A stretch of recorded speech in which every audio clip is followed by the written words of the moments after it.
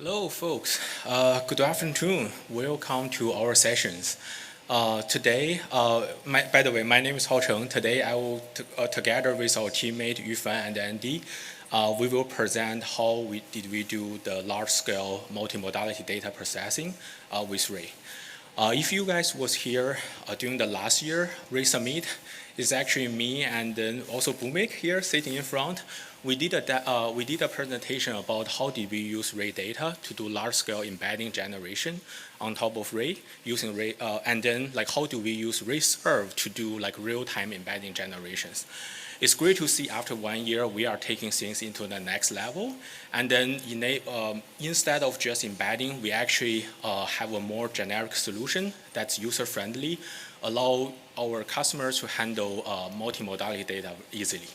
And then now let me hand over to Yufan to show you more details. Check, check.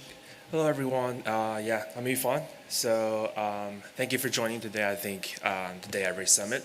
So we're excited to share our journey in tackling one of the most significant challenges in the era of generative AI, so processing multimodal data at petabyte scale, and how we built a unified platform to leveraging Ray to balance the extreme scales with researcher productivity. So let's set the context. So the landscape of machine learning is shifting rapidly. So LLMs are no longer, just about text.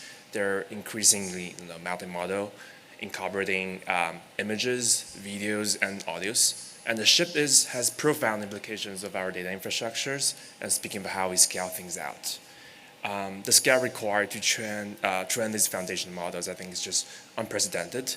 And we are rapidly dealing with data sets that exceed petabyte scales. So the core challenges that we faces wasn't just handling the volume. So it was designing a framework that is both scalable and cost efficient. But critically, I think, remains intuitive and agile for researchers to use it. So in the race of these AI innovations, we absolutely cannot sacrifice, iteration speed for scalability. So if researchers, cannot test their hypotheses, quickly, then the innovation simply fails. So our objective was to create a unified approach that balances these competing demands. And we ship this through two pillars. So first, usability. We need an expressive, multimodal aware data from API. We didn't want researchers just wrestling with all these low-level distributed system concepts. And secondly, I think scale. We choose Ray as the underlying distributed compute engine. So Ray's flexibility in orchestrating heterogeneous resources like CPUs and GPUs and its Python native design made it the ideal foundation for this platform. And to bridge these two pillars, the high-level APIs and the execution engine, we actually, I think, utilize utilize a bunch of open source solution under the hoods. So our platform, I think, integrate all this stuff well and with the right abstractions to execute the optimized all the query using Ray as the backend. So this combination, I think, has been incredibly powerful. So what does this architecture enables in practice? So let's look at the recent success story. So in one specific data processing trench, we process millions of input assets and generating multiple petabytes of output data. So this is just one trend, and we have a bunch of incoming trends coming forward. To achieve this, we scaled Ray to utilize over 35,000 CPUs and running continuously over 1 week. And we do expect things such scales to scale it out by a few folds and the coming data trench. And the result was a massive improvement in efficiency. So we achieved approximately about 8.7 times performance per cost improvements comparing to previously, I think, the managed solution that we were adopting. And this actually, I think, validated our investment in this unified Ray-based architecture. So today, we want to walk you through this journey. So I will cover the framework design, the architecture, the developer experience, and the deep optimizations that enable this efficiency. Then I'll hand it over to Andy, who will deep dive into the very real challenges of operating reliably at this extreme scale. So let's start with the design and the requirements that drove us architectural decisions. So we have four stringent, non-negotiable requirements. So first is multi-modal support, right? So the framework must be able to treat all these complex type like images, tensors, audios, or whatever custom data types you want as a first-class citizen, and not just as the opaque blobs of data. Secondly, I think extreme scalability. So we actually need a system that is capable of managing petabyte scales of data sets and scaling towards at least 100,000 of CPU cores, and also be able to extend to leverage GPUs. Third, agile and iterative. So the research and development cycle, it must be fast enough, right? So the transition from local test to a full production runs, it just must be seamless, like within days. And lastly, I think is Python first, right? So we need seamless integration with the existing ML ecosystem, like PyTorch, NumPy, Hugging Face, or whatever libraries, recognizable APIs that we were using. So we just could not ask for researchers to abandon their existing tools and learn a new domain-specific language. Okay, so to meet all these requirements, I think we just built an internal data processing framework, like on top of Ray. So, like as you can see, like we have something called global control plan. Like that is the orchestration layers. I think in our loop, it handles the workload probing, handles like a resource leasing and scheduling, right? And when a researcher, for example, submit their data frame scripts and whatever, they're just defining what they want to compute, but not how or where the compute should be running. And we also realized that early on the experimentation and production, they have like a vastly different infrastructure needs. So we actually defined a dual execution path. So for experimentations, like we use the quote unquote like a lease path, right? So they provides the immediate access to ephemeral, like low priority, and often preemptible resources. And this optimizes for cost and just speed of access, and facilitating rapid iterations on let's say medium scale data sets with resources backed by a hot pools of compute nodes. And for production, we're just taking the provision path, right? This is more sophisticated, requires the GCP to probe the user script and query plans to gauge the computational complexities and resource requirements. And then provisions a dedicated high priority array clusters just based on tailored specifically for all these kind of jobs and ensuring its stability. So this decoupling actually allows the platform to intelligently manage the infrastructure without exposing the complexity to users, right? So as most of the users to our platform are machine learning engineers or data scientists, they're not experts in distributed system infrastructure at all. So in fact, I think the GCP does more than this and is tightly coupled to how we expose an array over as a resource to our users. And my colleague Andy we walk through the details on how this is designed and uncover the details later. So this architecture directly enables the agility requirements. Right? We focus heavily on the zero code change path from experimentation to production. So the workflow is simple, right? A researcher they develops and debug locally using the data frame API that we provide, right? And if they want to whenever they're ready, for testing things at let's say medium scale, they just choose lease and ephemeral array clusters via our GCPs to test at medium scales. And when they're ready for going to production, they just scale out, just run replace their UV run commands or whatever local run commands just to a different command line to Zebra provides and to scale things out at massive scale. Yeah, so this drastically reduces the friction in R&D life cycles and accelerates the time to insights. So as you can see, I think this API really gives users the flexibility of running the same code either locally or scales to hundreds of thousands of cores without sacrificing usability, right? So we abstract all this complexity away from researchers such that they can just focus on wrangling their data. So now let's talk about performance. So how do we maintain efficiency while providing a flexible and Python-first multimodal interface? So this is an inherent tension between flexibility and performance. So we address this by adopting the data frame API that users are already familiar with the caveat that it centers on strong typing and optimized execution. Firstly, we utilize strongly typed operators for common all these multimodal tasks. We just use for example audio decoding or video decodings or trunking or image decoding and resizing. We have a bunch of built-in highly optimized operators, and because the system is strongly typed, the query optimizer itself, it knows the semantic of the data, right? It's just for example, it knows how to handle an image tensor, and how to do the right thing at the right time.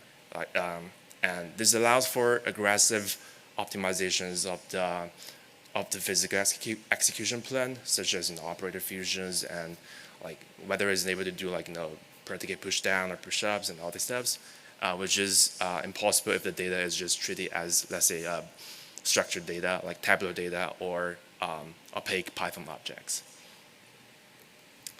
And secondly, I think we have type-aware shuffling. So multimodal data often involves moving massive amounts of large binary objects on synchronization barriers, right? So and often that exceeds the memory capacity. So because our engine really understands the type being shuffled, it can employ much more efficient serialization and all these transfer mechanisms to deal with shuffling and all these steps, and can actually outperform the generic algorithm that were previously used by server folds. And finally, I think we maintain flexibility.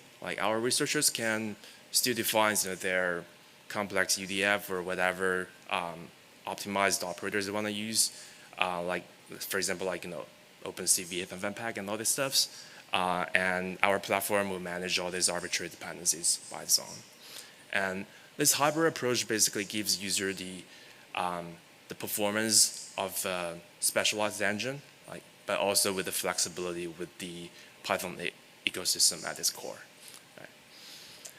And the most impactful, I think, architectural choice that we for handling all these multi data set efficiently, I think, is just end-to-end streaming.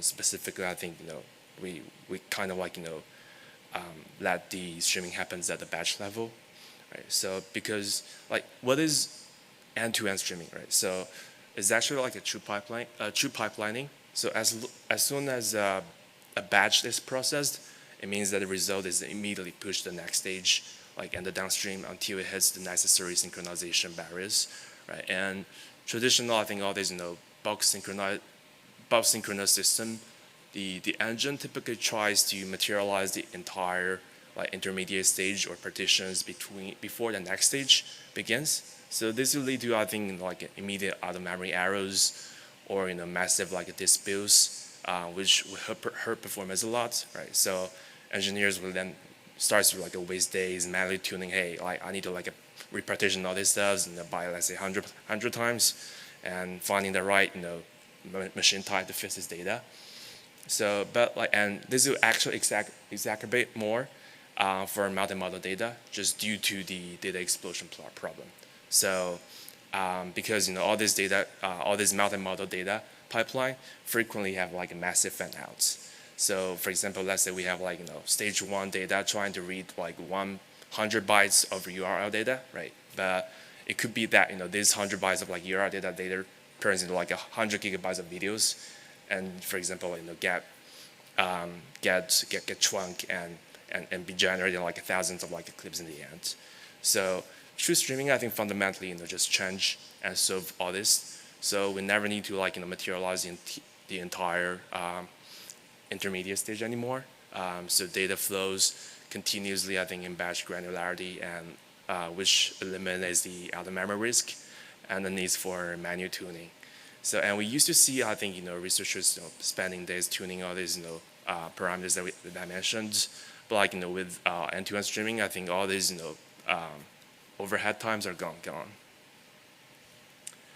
And the benefits, I think, of all this approach is also profound.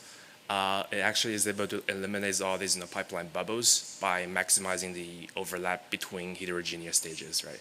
So let's say, again, just taking video processing as an example, like say we first need to downloads, spending significant time downloads all this data, and then moving it to, for example, FFmpeg for processing, right? Then by enabling batch level granularity in streaming, that allows us to able to overlap IO heavy downloading, CPU heavy decoding, and GPU heavy inference.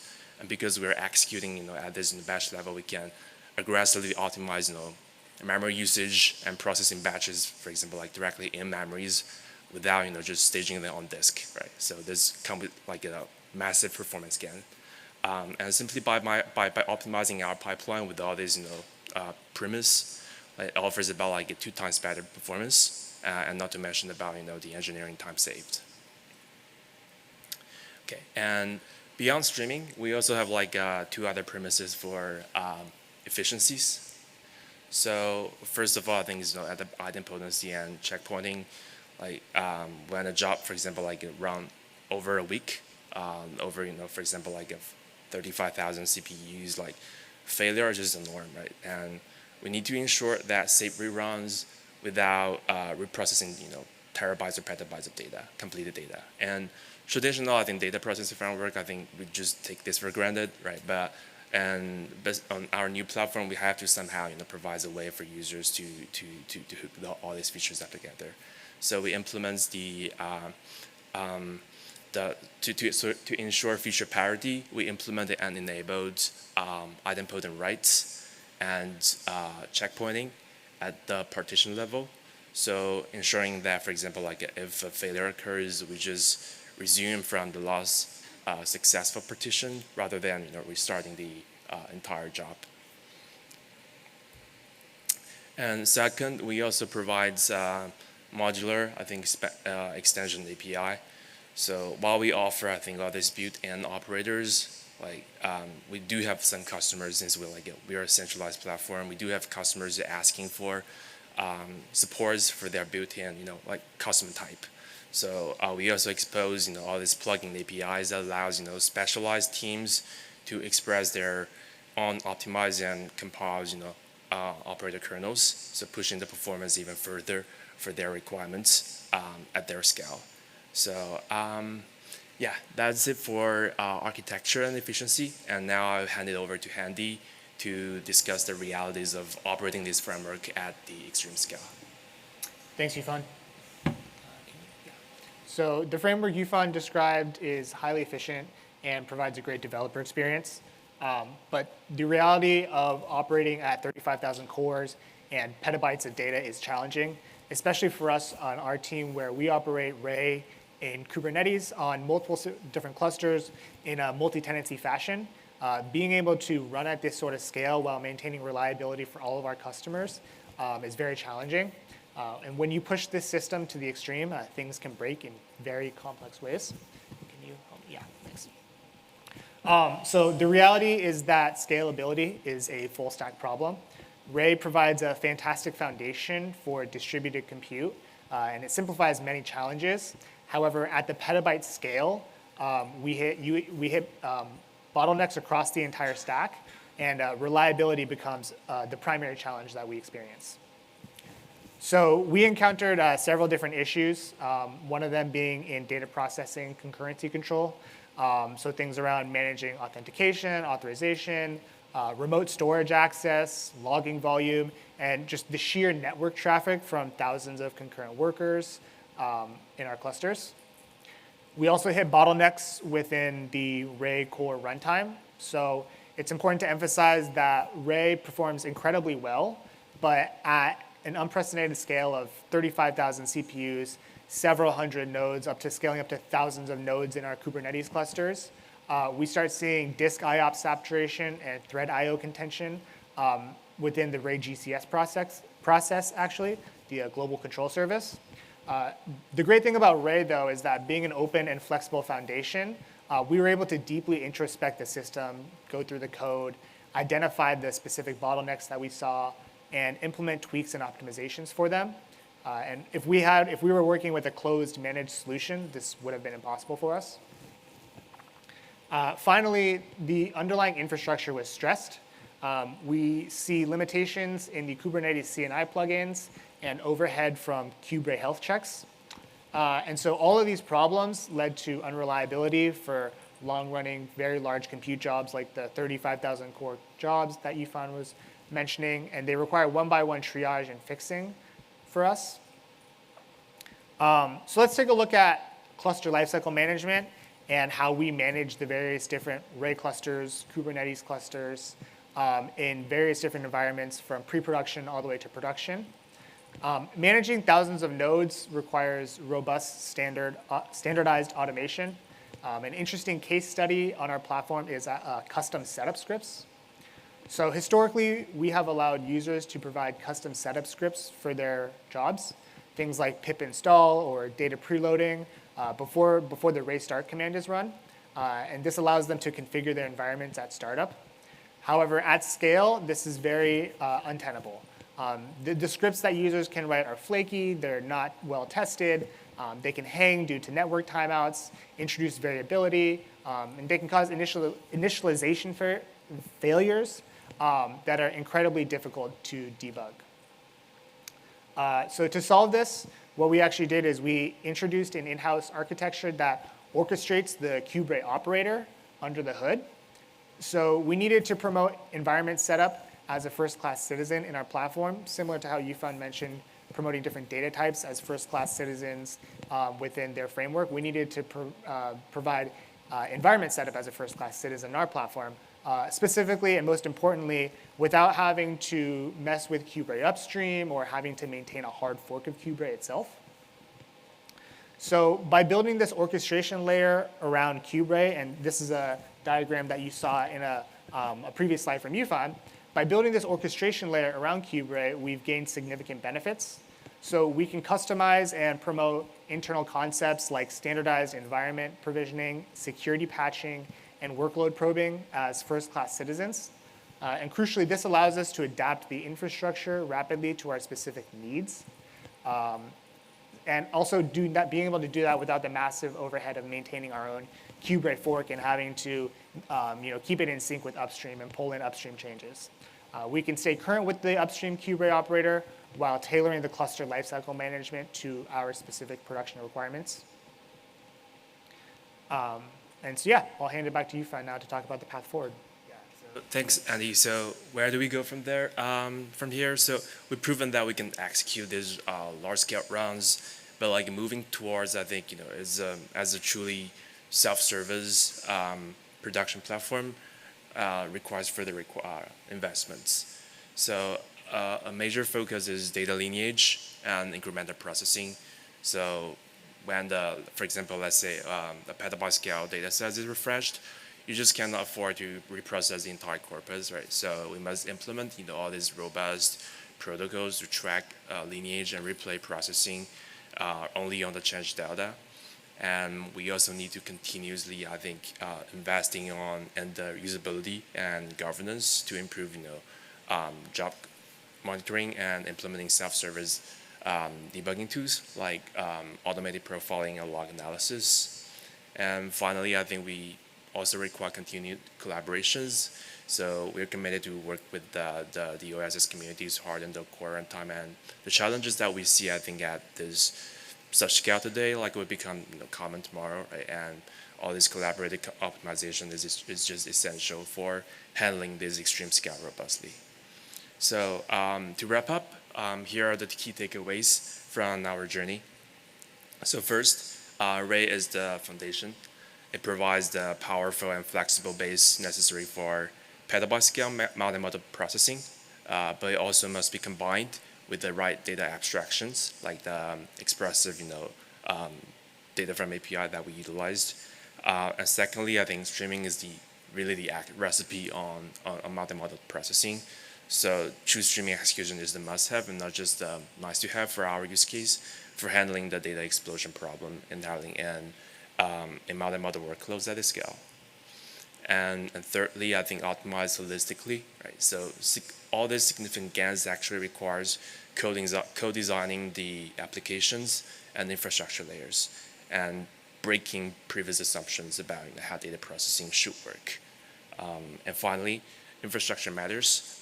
Resilience, intelligent orchestrations, and robust cluster management. I think all this remains critical for reliability. Yeah. That's all we have today. Thank you very much, and we're happy to take any questions. Hi. Hey, thank you. Great talk. Did you guys basically rebuild Daft? Is that like, am I kind of understanding the talk correctly? Are you familiar with Daft? Yeah. So in our architecture choice, I think we actually abstract the core orchestration layers. So abstract all these complexity ways. We've been testing out, I think, Ray data. We've been testing out that, and also our custom implementations. So I think all these offline conversations are welcome. But I think we can perhaps share about all this performance analysis that we did. Yeah, offline.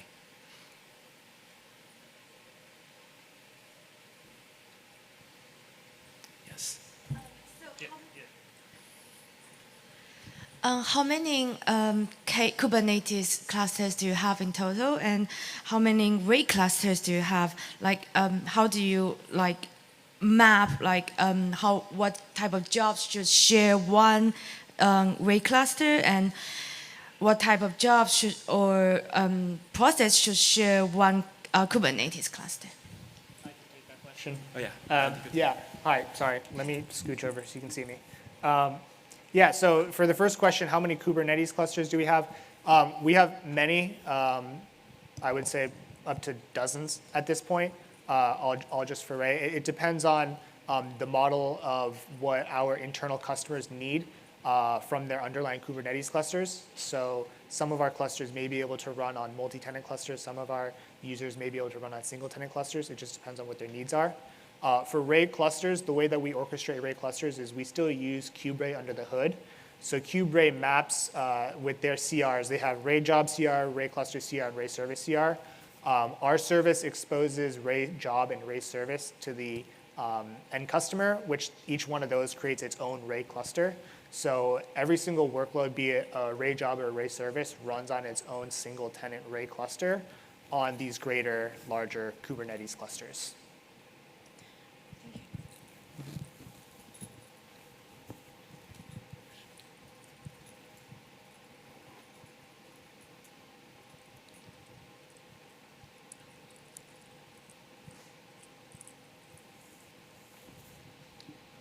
Thanks for the talk. A lot of good content. I have a question regarding your custom Kubernetes operator for environment setup. Mm-hmm. So after that change, do you still allow users to have custom setup script, or you just wrap it in a more, robust way, or how do you handle that? We still allow users to have their own custom setup script. But the idea with that is we're better able to manage the lifecycle and the state tracking of that setup script. And we're better with having it as a first-class citizen. What we've been able to do is we've been able to improve the observability of that setup script to identify failures in the setup script and then bubble them up to the user earlier rather than later kind of thing, so that they can debug those setup scripts in a better way. And actually, I think the feature authors of this, I think is Sam, my colleague as well. I think sitting down at the table, so we can perhaps just also do an offline sync if you're interested in the details. Cool, thanks. Another quick question, maybe I missed this. Did you build your custom data pipeline framework on top of just like Recore, or what's the implementation? Yeah, so we're basically focusing on the abstraction layers by trying not to reinvent all these wheels. There are some things that we patches heavily on, but our platform basically allows you to pick whatever execution engines you want. Okay. We'll take one more question, and if there are more questions, you can catch the team outside in hallway. Hi. May I ask whether you need to scale up, scale down during the data processing for the long-running task? And if yes, how do you guys to support this? Yeah, so we were leveraging, I think, Kubernetes extensively. Basically by using their autoscalers under the hood, we do leverage. Like in the beginning of the experimentation, we do notice that just due to all this efficiency that we observed, like we do have a need to scale things down. For example, like when we're just trying to do the heavy processing on a very inefficient operator kernel. But like later, I think when after all this optimization, we do see that okay, it seems like the like scale down events it occurs significantly less frequently. So through all these optimizations. But yes, I think the scale out and scale downs are done through the Kubernetes. Okay. Thank you, Andy, Yufan, and Haocheng.